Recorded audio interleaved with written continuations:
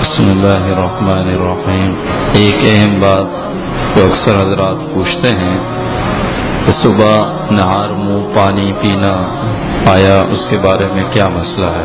طبرانی شریف کی روایت ہے، حضور اقدس صلی اللہ علیہ وسلم نے ارشاد فرمایا، جس نے نہار منہ پانی پیا اس کی طاقت کم کر دی جائے گی۔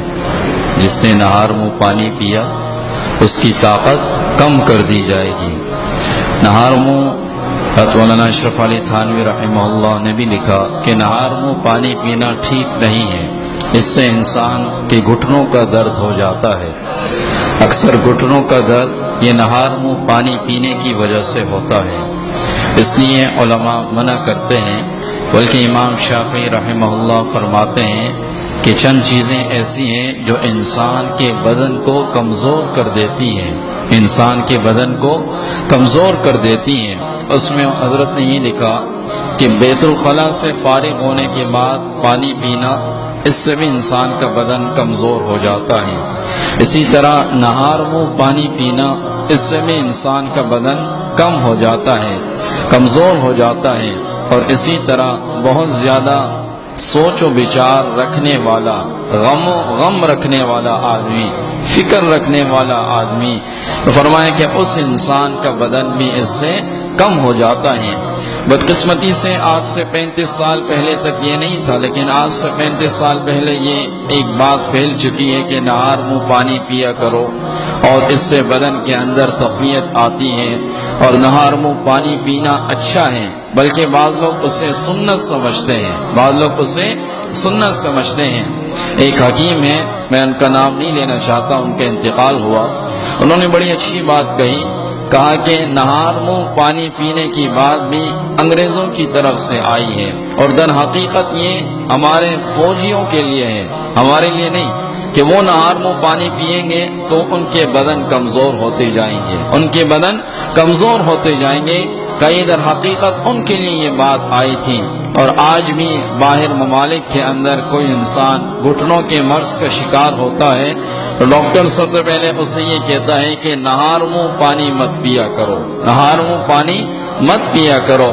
اس لیے اگر نہار منہ پانی پینا بھی ہو تو حضرت مولانا اشرف علی تھانوی رحمہ اللہ نے اس کا ایک حل یہ بھی لکھا ہے کہ آپ اپنی ناک پکڑ لیں اور سانس ناک کے ذریعے نہ لیں، اور گھونٹ گھونٹ پی کر پانی پی لیں۔ ایک گھونٹ لے لیں، پھر اس کے بعد پانی پیئیں، سانس ناک کے ذریعے نہ لیں۔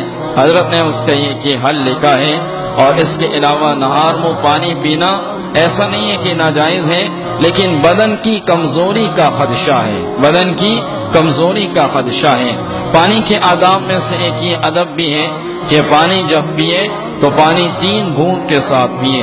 رسول اللہ صلی اللہ علیہ وسلم پانی پیتے وقت 3 گھونٹ پانی کے پیا کرتے تھے، چاہے پانی ہو یا کوئی اور مشروبات ہو، اور سانس لیا کرتے تھے درمیان میں، اور وہ سانس بھی اس برتن کے اندر نہیں، بلکہ ایک گھونٹ پیا اور برتن علیحدہ کیا اپنے منہ سے، پھر سانس لیا، پھر دوسرا گھونٹ پیا، پھر اس کے بعد علیحدہ کیا، پھر تیسرا گھونٹ پیا۔ اسی طرح رسول اللہ صلی اللہ علیہ وسلم نے بڑے مشکیزے میں یا بڑی بوتل کے ذریعے، آج کل لوگ بوتلیں ڈائریکٹ منہ میں لگا لیتے ہیں، تو اس سے بھی رسول اللہ صلی اللہ علیہ وسلم نے منع فرمایا ہے۔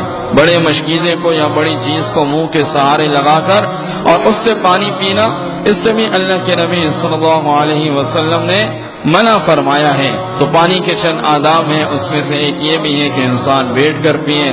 بعض اطباء کا یہ کہنا ہے کہ کھڑے ہو کر پانی پینے سے بھی انسان گھٹنوں کے مرض کا شکار ہوتا ہے۔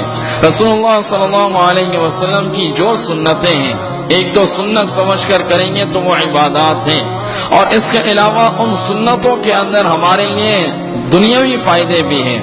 ان سنتوں پر عمل کرنے کی وجہ سے مختلف اقسام کی جو امراض ہیں اس سے بھی ہم بچ سکتے ہیں، اگر ہم ان سنتوں پر عمل کرنے والے بن جائیں۔